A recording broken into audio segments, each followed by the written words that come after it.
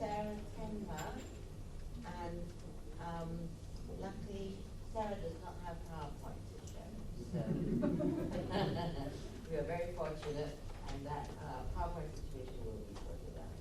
Sarah Tenma is a PhD student attached to the RRCL Institut de Recherche sur la Renaissance, l'Âge classique et les Lumières, I apologize for my French accent, Institute of Research on the Renaissance, the Classic Age, and the Enlightenment at the University of Paul Valéry, Montpellier 3.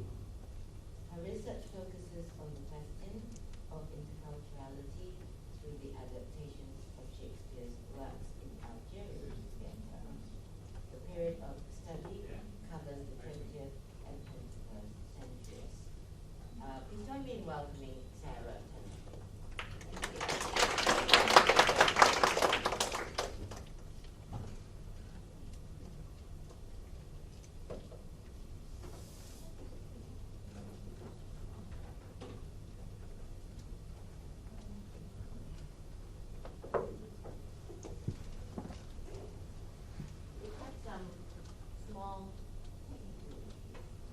So first of all, I'm sorry for the delay, and okay, I'll start. So Macbeth is the first play by Shakespeare that was ever staged in Algeria at the beginning of the 20th century.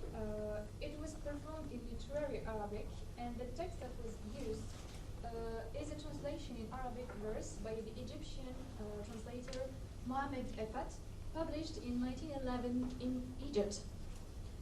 The one who brought the play to Algeria and he had the idea of staging it is the Emir Khalid. Khalid decided to stage the play at a time where Algerians started questioning their status vis-à-vis the French administration during the colonization period between 1830 and 1962. People like him, Khalid, wanted to preserve the Algerian Arab identity, which was threatened by the French policy that aimed at Frenchifying Algeria at all levels. In fact, it is dynamic of Khalid to resort to a British play to talk about colonial issues, when Britain itself has a colonial past in the Middle East. Thus, the first question that arises is why choose an Arabic play, an Arabic translation of an English play to talk about colonial concerns instead of choosing, for instance, an Arab work. The choice of language had definitely an impact on the interpretation of this play, of the play in Algeria at that time.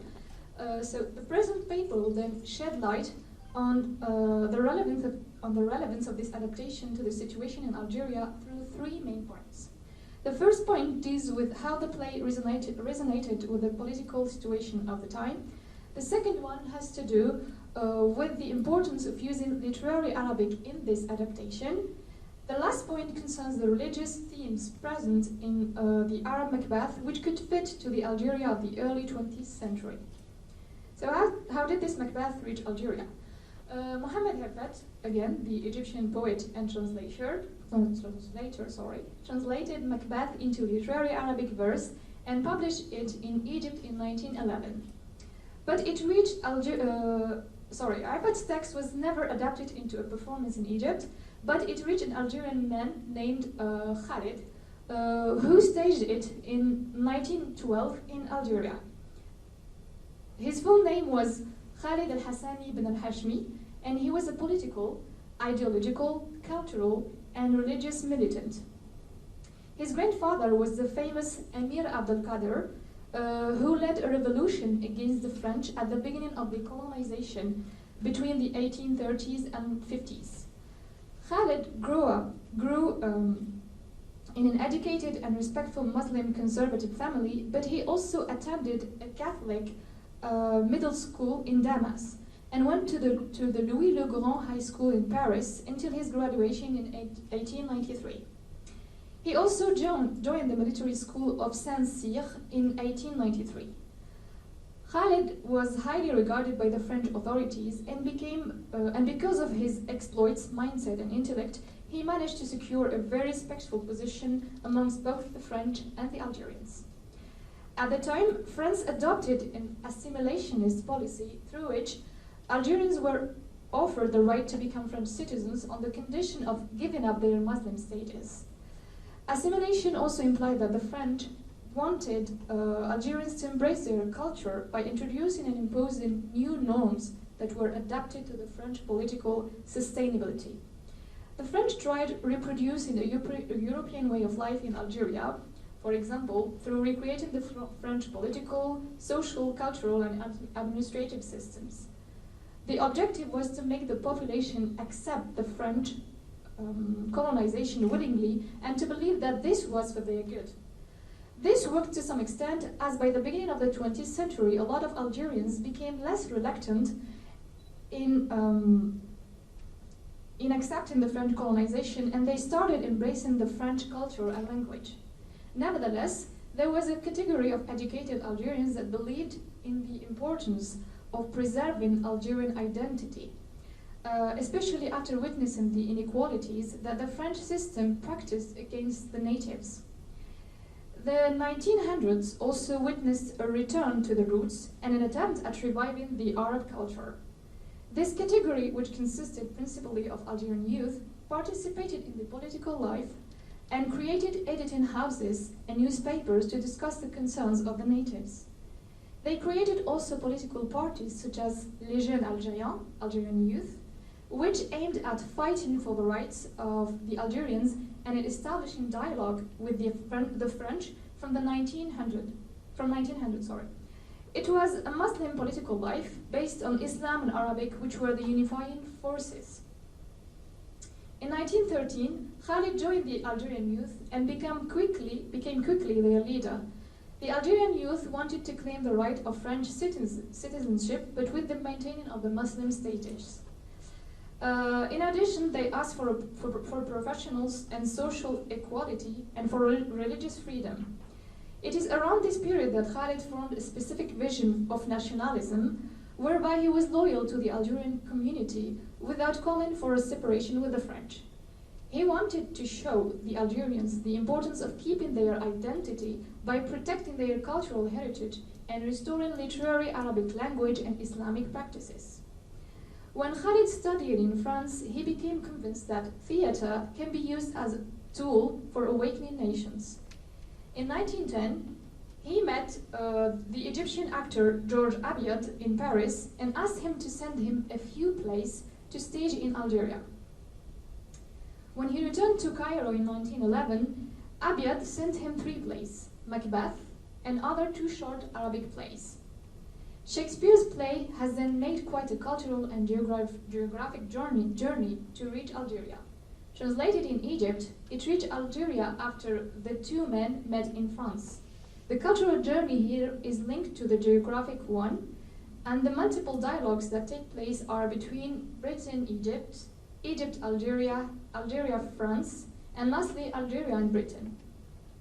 In 1912, Khalid formed 3 artistic associations, and one of them performed Macbeth in Algiers in l'Aïn Zarqa. The performance was attended by a small group of elite educated Algerians, and René Passé, the dean of the Paris Institute, was a guest of honor. Mohamed Kali argues that the activities of these associations formed by young educated Algerians were essentially political. Their main objective was the creation of a solid front that could resist the French policy. At this level, they did not think of a geographical or administrative independence, but rather a cultural one. Put differently, they wanted to weaken the French's cultural and moral hold on the Algerians by restoring the Arab identity, and that theater was a useful means for this. Khalid believed that theater was an important tool for passing messages and raising people's awareness. Shakespearean theater's main motto was that the whole world is a theater, which means that the world can be perceived as a big theater, and the humans are but actors in it. It can also mean that theater might be a representative image of the world. Khalid's vision of theater is similar to this concept, wherein real-life situations can be reimagined or reinterpreted through theater. Kali also holds that performing this Macbeth was less about staging Shakespeare in Algeria than about adapting a play in classical Arabic, allowing thus a visibility to a language that was denied by the French. According to Camille Risler, the first popular art that was developed in Algeria since the arrival of the French is theatre. It quickly became popular. The French authorities sponsored it, but applied censorship when necessary, and thus had a firm control over the presented shows. Furthermore, France used popular Arab theatre as an important instrument of its cultural policy and allowed specific collaborations between the French and the Algerians, especially when they showed signs of Frenchification. At the same time, Arab theatre was perceived as a political threat when it conveyed messages against the French policy, and thus was liable to censorship. Khalid's use of Shakespeare's play to raise questions about the situation in Algeria seems contradictory. Why would he use a European work to talk about a tension with a European country? There is also the fact that Macbeth in itself is a play that questions power and authority, and from a political point of view, it is liable to censorship. No matter what omissions one might apply on the plot, the play may still be seen as a threat to authorities. Two possible reasons to why Khalid used Macbeth are that, one, there were not enough productions of plays in Arabic at the time to talk about the issues that he wanted to raise, and two, translation of foreign works into Arabic and in the Arab world was fresh then. Macbeth was translated only recently and was used a year after its publication. Interestingly, it may be a coincidence that if Ifet made a reference to Algeria in Act 1, Scene 2 in the captain's speech. I quote, the merciless MacDonald from the Western Isles of Kern and Gallaglasses is supplied, end of quote. The word Western Isles is translated as Jazair, which means a group of isles in Arabic, but it also means Algeria or Algiers. Ifat could have used the word Juzur instead of Jazair, which also means a group of isles or islands. It is Abiad who chose the play for Khalid, so he probably found in Macbeth enough referential material for Khalid's use, and who knows, he could have spotted this wordplay.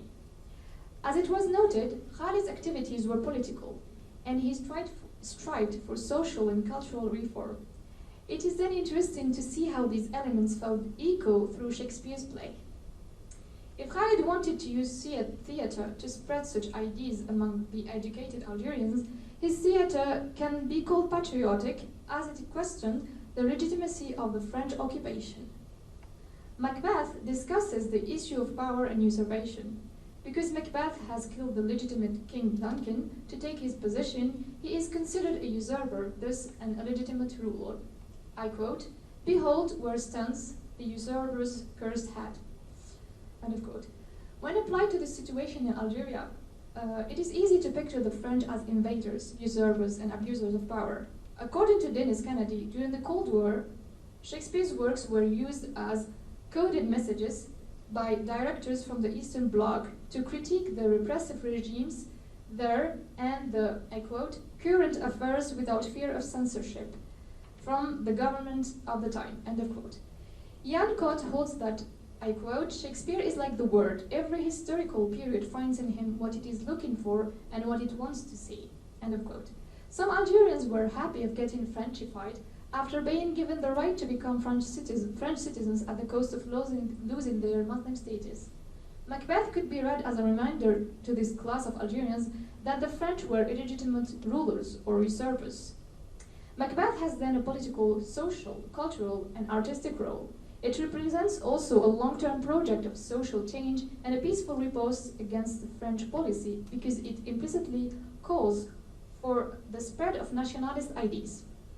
For Kennedy, I quote, Shakespeare was used in Europe as a site for the recovery and reconstruction of values that were perceived to be under threat or already lost, end of quote. This is the case with Macbeth here, because Khalid wanted to use it as a reminder of the Algerian identity and also to restore literary Arabic, which was a dying language. In other words, in addition to creating a political awareness of the situation in Algeria, Khalid aimed at creating a cultural, religious, and linguistic restoration. He could have translated the play into the Algerian dialect to make sure it is more accessible to Algerians, but this was not his intention when adapting this play. For intellectuals and nationalists such as Khalid, dialects are an inferior variety and a sign of decline of the Arabic identity, and this is where the importance of using a play in literary Arabic lies. Language was seen as a key element to the presence of the French in Algeria, and also, I quote, an efficient means of advancing the French interests, end of quote. French was then used as the first language in administrations and for education, at the detriment of Arabic, which was limited to the domain of the sacred or to religion. Literary Arabic was used for the main Islamic practices, such as praying and reading the Quran. According to Mustafa Lashraf, religion was a means to reinforce this marginalization because the French made Algerians accept French as the language of here and there, of the mortal world, and of everyday life, whereas Arabic became the language of spiritual merit in the afterlife and of the sacred. There was then an opposition between dominant and dominated languages.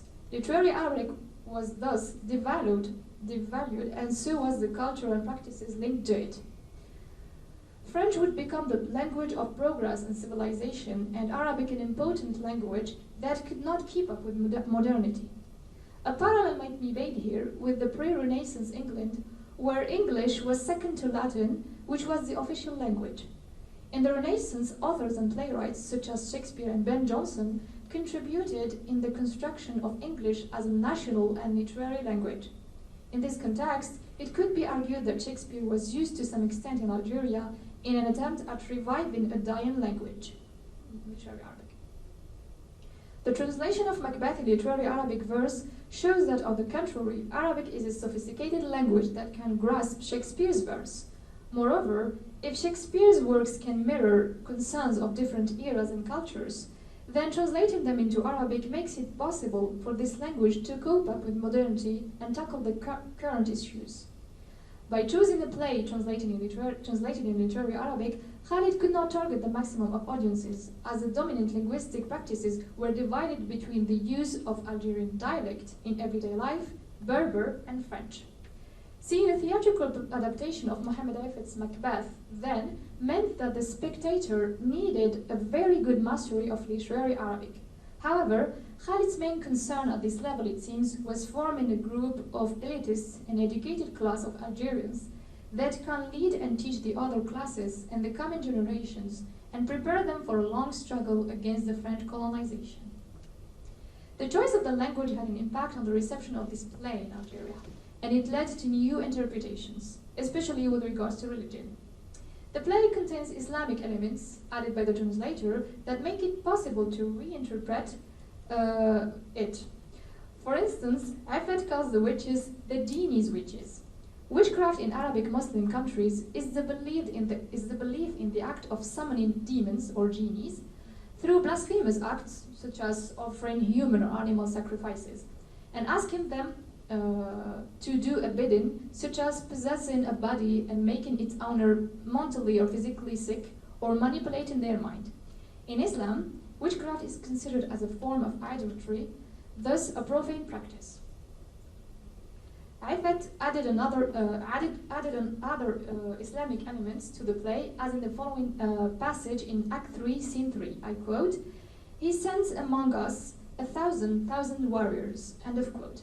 This is a reference to a legend in which Allah, Islamic God, sends 1,000 angels to help Muhammad's army, which was outnumbered in an invasion. Aifet also used Quranic names for hell, such as Saqar and Zakum. These added elements and others make the play more familiar to a Muslim Arab receiver, thus easier to use as a means of critiquing the target culture. More importantly, the themes of witchcraft and satanic practices can be understood as a religious critique on the danger of such practices and how they make one stray away from reasonable thought. Algerians believed in such practices, and this served the French, who wanted to keep them ignorant because they would be easier to manipulate. Through Macbeth, Khalid could call for religious reform by showing the meaninglessness meaninglessness of resorting to witchcraft to attain anything in life.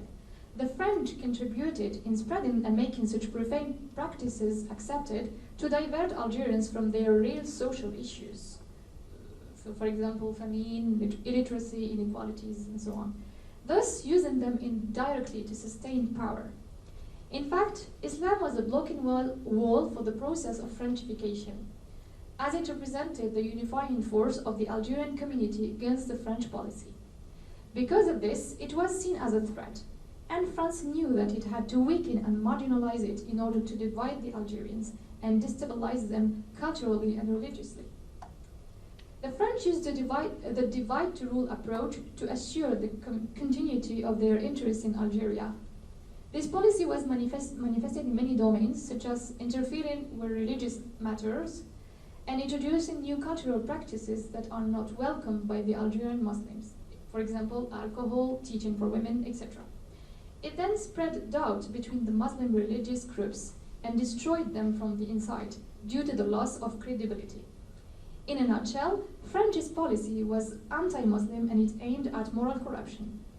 By the end of the 19th century, reformists such as Khalid saw the need of restoring the proper Islamic practices in order to preserve one's identity, ensure union again, and stand up against the French policy. A way of restoration was through getting rid of the bad practices such as witchcraft and anything added or supported by the French. Islam represented a form of nationalism for Algerians who considered this religion as a faith, a refuge from the harsh reality, and a law to which they clung in order not to lose their identity. The campaign against irrational practices aimed at transforming the society from the inside, and saw that through moral and spiritual liberation, Algerians would gain their true freedom. In other words, religious patriotism stood next to and became inseparable from Algerian and Arab nationalism. To conclude, the dialogues established through Shakespeare's texts in Algeria are often complex due to the diversity of the cultural practices and languages. Here, the dialogue is not solely between Shakespeare and Algerians, it includes the French and the Egyptians. Khalid adapted this play during a period where the French resorted to an assimilationist policy that implied Frenchifying the Algerians, and thus depriving them of the main components of their identity, which are Islam and Arabic. Thanks to Ifat's literary Arabic translation, it was possible to tackle some political, religious, and linguistic issues in Algeria. This adaptation then offered a symposium for Algerian young intellectuals to reflect on their current situation. Thank you.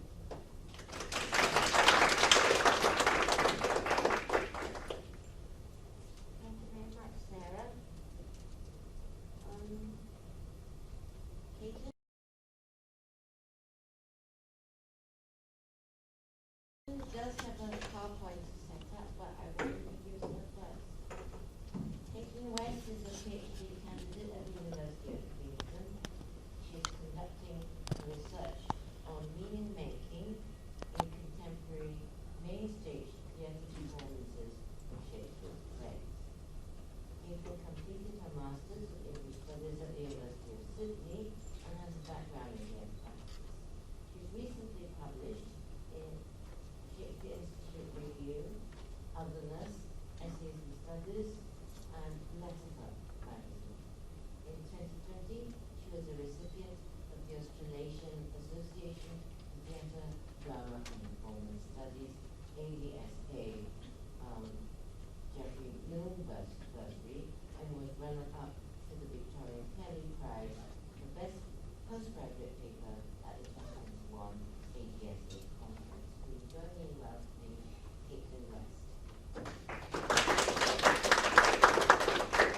Apologize, I've got to take 2 seconds to set up this. It will be worth it because they're images of the show. We'll keep you awake.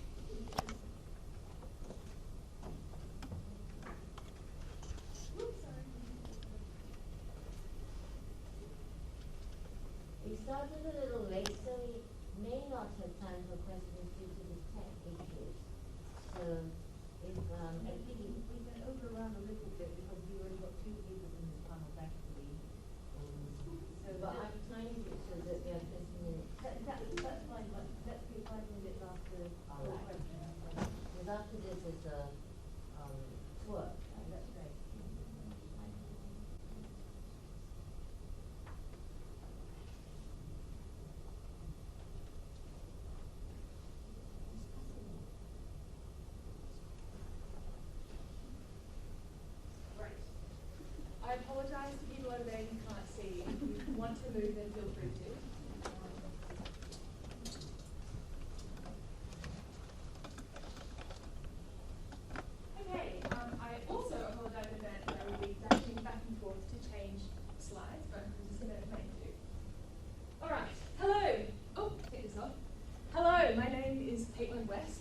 PhD student at the University of Queensland in Australia.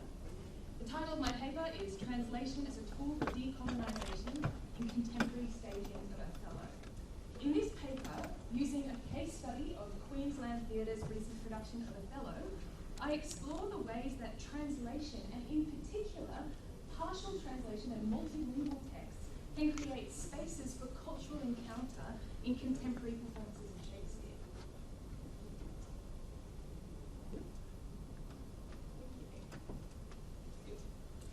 Othello is a play about a racial and cultural outsider. As the character Roderigo puts it in the first scene of the play, he is an extravagant and wheeling stranger of here and everywhere. Othello is referred to in the text as a Moor, a term which, according to Michael Neal, was used in early modern England as something of a catch-all to denote cultural and religious otherness, and it may have been applied to almost any darker-skinned peoples. In other words, the term Moor didn't connote any specific cultural identity, but rather suggested a more general concept of foreignness. And Othello is defined by this foreignness. While his name, Othello, is used 33 times in the play, the term the Moor is used in reference to him 60 times in the play. References to his black face and sooty bosom also foreground constantly the colour of his skin.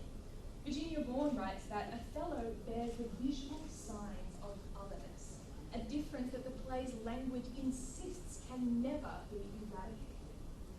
The overall suggestion in the play is that Othello's identity as a Moor eclipses his individual identity as Othello. Not only is Othello different, but he is also unique in his difference. He's referred to not just as a Moor, but as the Moor, i.e. the only Moor. Because he is the only black person in the world of the play, his cultural identity and his behaviours, his rash jealousy, sudden changes of mood, and ultimately murderous rage, become implicitly linked. Adrian Lester writes that an isolated Othello is looked upon and treated as a racial example. According to Hugh Corshey, Shakespeare seems to suggest that Othello's colour and his race explain his credulity, his jealousy, and his violence. The suggestion is that Othello is not simply a black man who happens to behave in a negative way, but he behaves in that way because he is black. Even a sympathetic reading of Othello risks becoming two-dimensional and reductive if Othello is a representation of otherness rather than an individual. Vaughan writes that in the Restoration period, the Moor's colour may have linked him to a stage tradition of the exotic, blameless hero. Thus, his colour was no stumbling block to audience sympathy.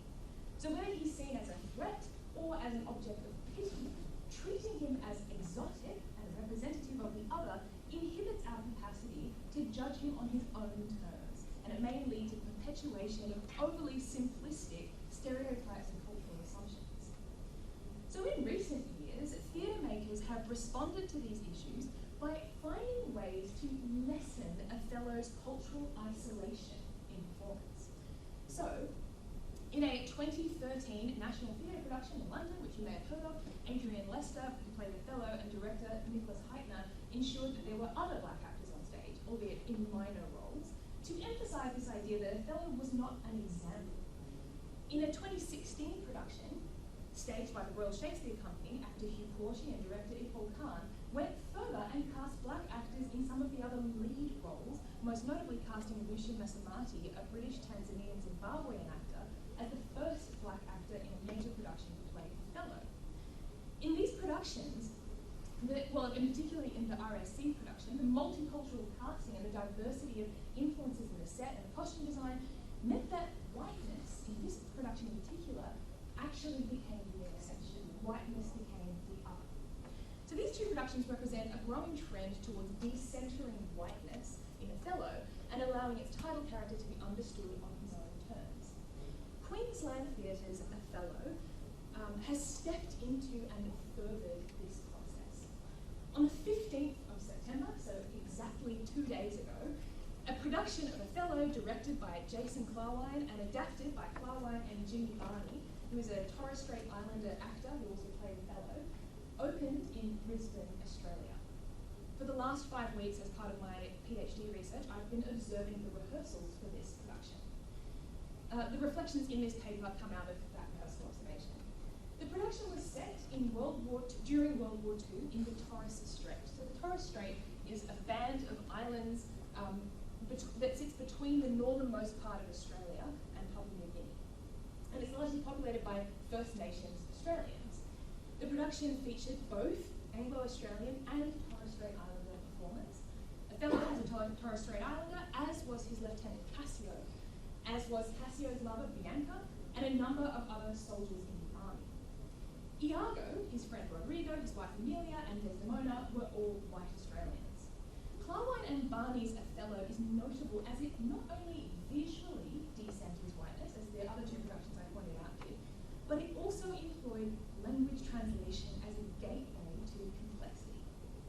So just as a brief kind of recap, Roman Jakobson summarizes 3 key forms of translation: intralingual, rewording the text within the language; interlingual, translating between languages; and intersemiotic, or translating between sign systems. In this production of Othello, all 3 of these forms of translation were present. So we have this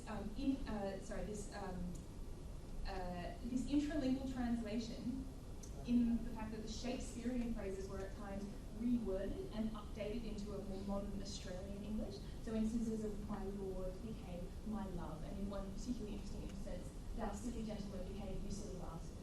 And actually, just a side note, there was a real sense of looseness in this rehearsal room around Shakespeare's language, and I think my reading of it was that a lot of that had to do with the fact that the text was already partially translated. And so the actors felt they had this freedom to play around with the language. So that term, thou silly bastard, came up suddenly spontaneously in rehearsals and was carried through to the rest of the performance. But most notably, significant portions of the text were translated by Jimmy Barney into 2 Torres Strait Islander languages: Kalalabuya, which is one of the traditional languages of the Torres Strait, and Yunkitok, or Creole. When the Torres Strait Islander performers interacted with each other in the production, they spoke to each other in one of these 2 languages. And of course, the act of translation in this production was not simply linguistic. Susan Bassett and Harish Trivedi write that translation is part of an ongoing process of intercultural transfer. Michael Neal adds that translation is never purely a linguistic process. It is also a matter of trading between cultures, between different ways of imagining the world. So alongside the translation of the words in this production, many of Shakespeare's phrases were intersemiotically translated and physically represented through culturally significant Torres Strait Islander symbols and signs.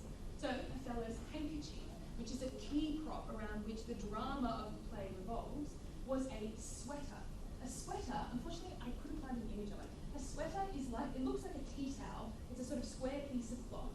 And it's a very culturally significant item in the Torres Strait. Everyone carries a sweater, and the colour of it is representative of your family and your identity. So it's a hugely significant cultural item.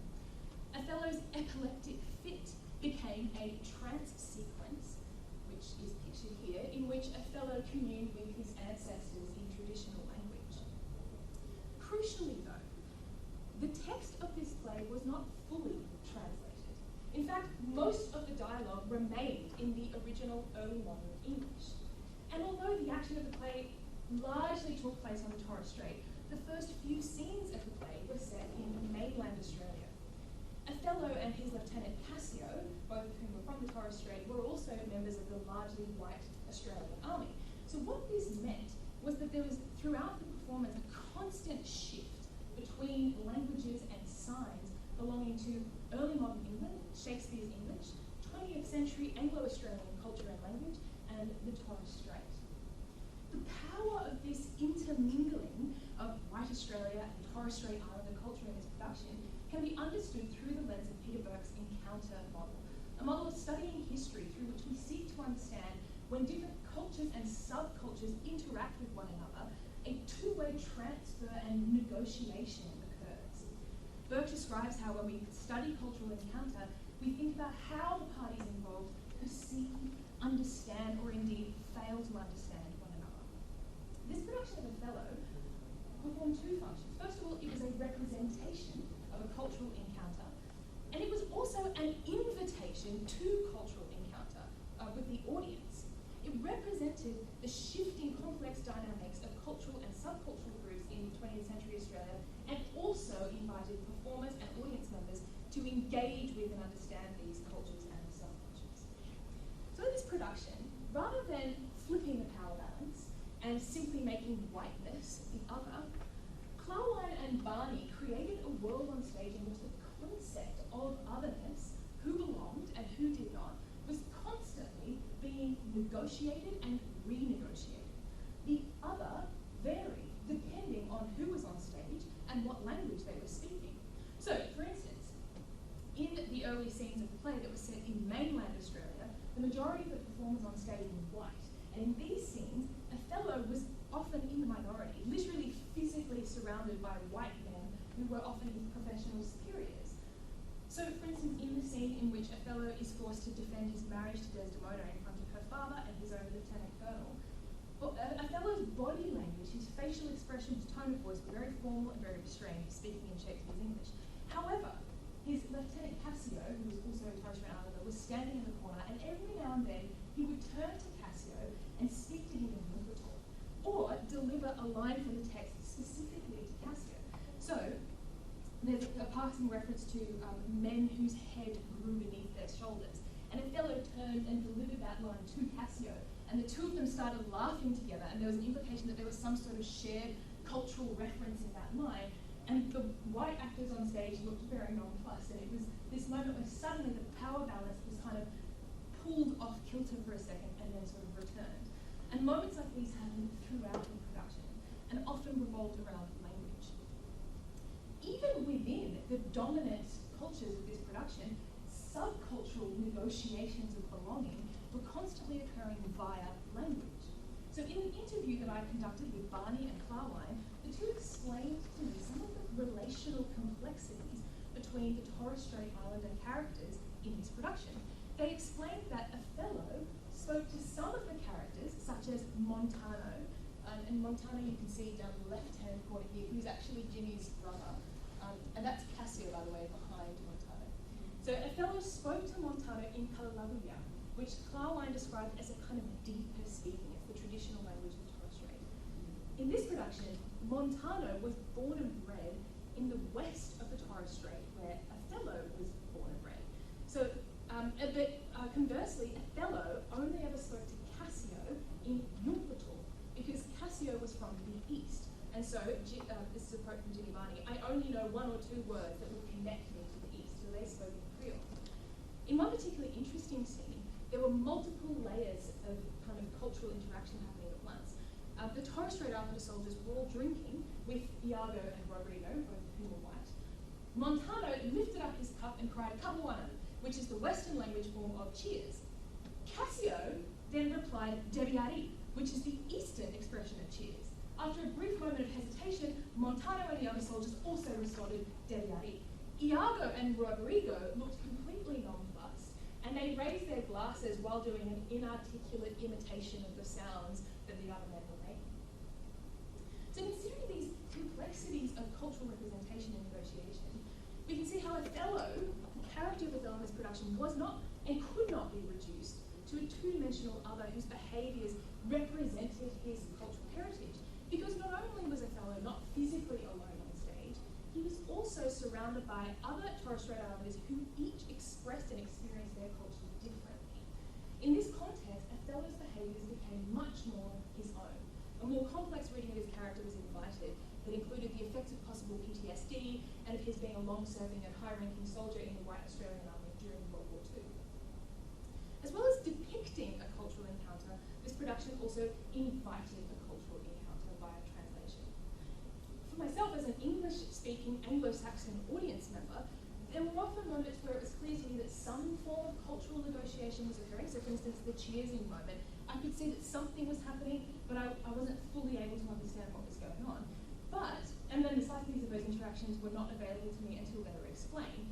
However, it wasn't completely alienating. Through their body language and the way that they performed the lines, they made it clear that the kind of dynamics that were occurring, which interestingly is what a lot of Shakespearean actors do when they are performing Shakespeare. When the lines are archaic or difficult to understand, they will physically embody them in a way that makes them translatable. And the same thing was occurring during when the actors spoke to each other in Creole. In this production, different levels of meaning were available to different audience members at different times. And rather than being alienating, what this meant was that every audience member and every performer had some point of entry into the text. So Clarwine talks about how, quote, for us as European descended Australians, there's a kind of historical resonance when we hear Shakespeare. It goes all the way back for us and sometimes might make the hairs stand up on the back of our neck. You feel like you own it. And with traditional language, Kalahuya Yumplatalk, that's about ownership as well. When Torres Strait Islanders hear their own language, the hair stands up on the back of their neck too. They have the same visceral, muscular reaction to the resonance of those words. In 2021, this company performed an earlier version of this production in far north Queensland to an audience of school children, many of whom were from the Torres Strait. And Clarwine explained how many of the students expressed joy and excitement at suddenly being able to understand Shakespeare, hearing it in their own language. And not just hearing it in their own language, but the language being a gateway into actually understanding the early modern Shakespeare as well. And Jimmy Barney talked about this, the importance for him of the fact that they retained the early modern English as well. They didn't just fully translate it. He says, I wanted, and here we go back to ownership, I wanted to work really hard to actually own what Othello was saying in Shakespearean language and make it my own, and really understand that I can actually speak it and understand all of the brackets in between a sentence and the images. I was passionate about that. For Barney, the fact that the production was trilingual meant that First Nations audience members were given an opportunity to feel a sense of ownership over Shakespeare that they may not have felt before, and the same was true in reverse. As a white audience member, I watched the ways that the white characters on stage, particularly Desdemona and Amelia, so here we see a photo of a traditional welcome dance that was performed for the two of them, and you watched the way that the Torres Strait Islander actors on stage were welcoming them into their own space. And by extension, there seemed to be an invitation to the Anglo-Australian audience members to also step into that moment of sharing. So Neil writes that translation is always infused with a sense of the marvelous, for it creates the illusion that it may, after all, be possible to cross over into the space of the other. Here, that word illusion is apt, because it reminds us that it is not possible to completely inhabit another person's cultural experience via translation, nor should this, I think, be the aim. But I argue that multilingual texts have an even, and translations of Shakespeare in particular, have an even greater power to invite this crossover. Of course, any multilingual text could, in one sense, perform the function of this production, using a combination of familiarity and alienation to invite cultural encounter. The question then arises, why Shakespeare? Why is Shakespeare a particularly important aspect of this exchange? In Australia, public figures such as playwright Lachlan Philpott and First Nations playwright Nakia Louie have called for an increased focus on new work over Shakespeare. So this is a headline from an article that Philpott wrote in the Sydney Morning Herald, which garnered a lot of attention and conversation.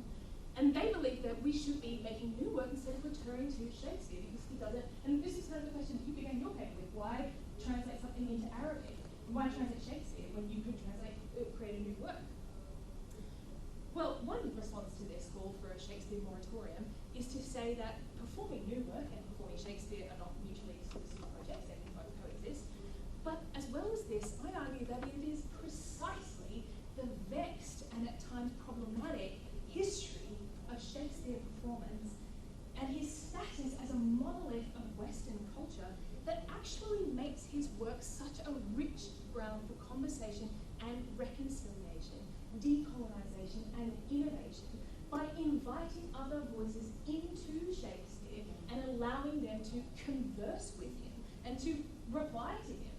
In his book, The Haunted Stage, The Theatre as Memory Machine, Marvin Carlson writes that the expectations that an audience brings to a new reception experience are the residue of memories of previous such experiences. So in other words, every time you go to the theatre, what we are seeing is coloured and shaped by the ghosts of our past experiences. And this is particularly true of Shakespeare, whose work is being performed constantly across the world and has been for the last 400 years.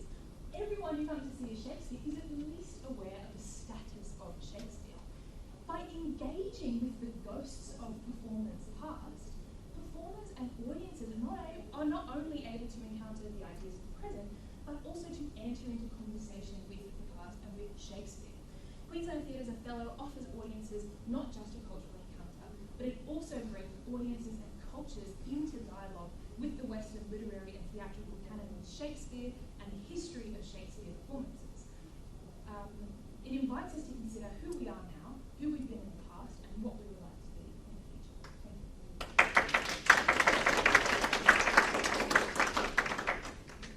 Thank you very much. Just we're running out of time, but maybe we have 5 minutes for questions.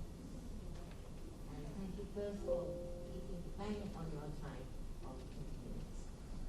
Questions? Anyone? Sorry.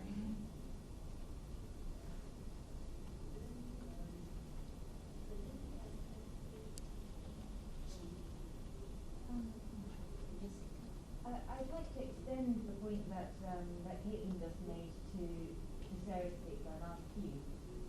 To what extent is it Shakespeare's fame that made Macbeth an ideal vehicle for the Algerian translation? Because was Shakespeare very well known?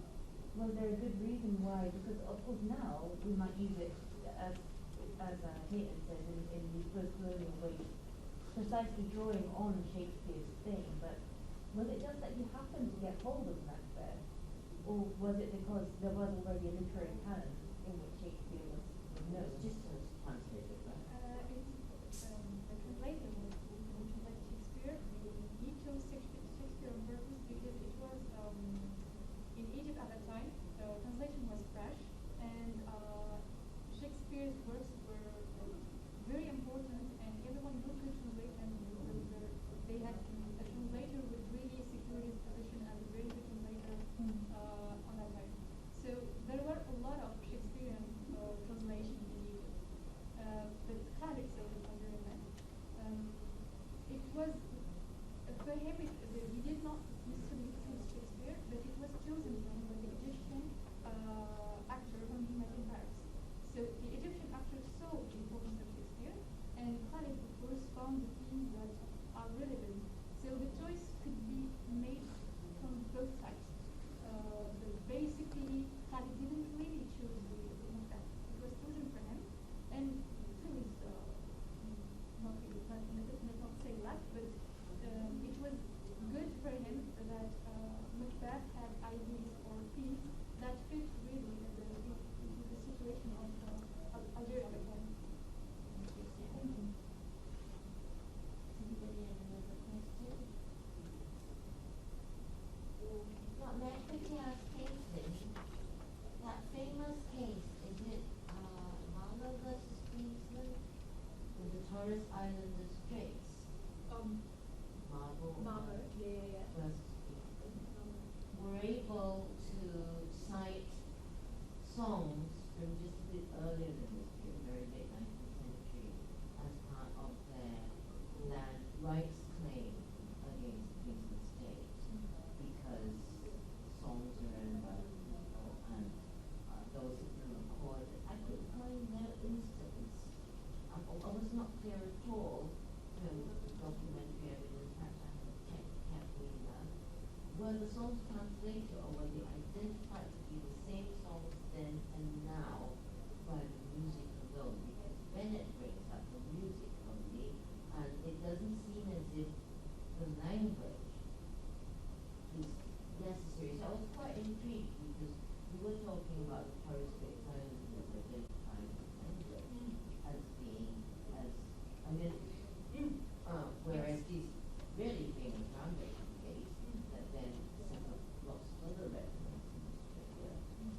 It seems to be the melody that was important. Of course, it's entirely different sphere of action, performance, but I was just wondering if you because you're completely. Yeah, well, I mean, I hesitate to speak on behalf of First Nations Australia, but my understanding from conversations I had with Jimmy is that it's both. That both are incredibly important. So Jimmy Barney, who played Othello, his grandfather was a linguist who actually created something called Ephraim's practical orthography, and he